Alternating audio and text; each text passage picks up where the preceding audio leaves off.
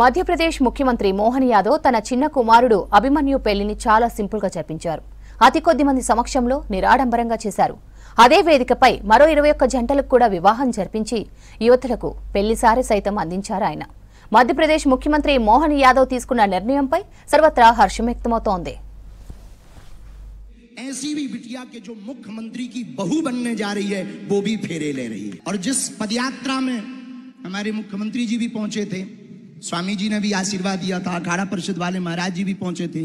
जिस पदयात्रा में हमने संकल्प दिया था कि भेदभाव की करो विदाई, हम सब हिंदू। सीएम मोहन यादव చిన్న కొడుకు అభిమన్యు డాక్టర్, ఆయన వైఫ్ ఇషితా పటేల్ కూడా డాక్టరే.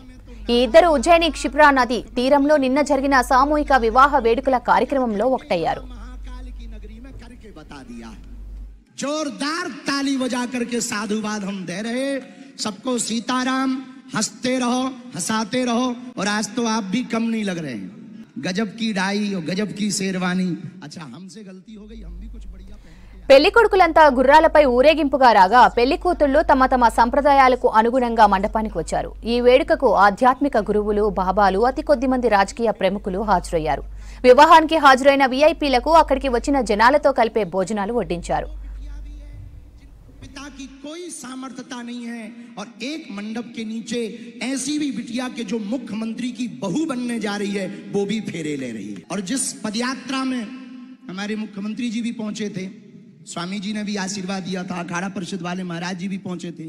जिस पदयात्रा में మిగిలిన జంటలకు కన్యాదాన సామగ్రి, ఇంటి కానుకలు, మొత్తం వివాహ ఖర్చుతో సహా మొత్తం బాధ్యతను సీఎం మోహన్ యాదవ్ కుటుంబమే భరించింది.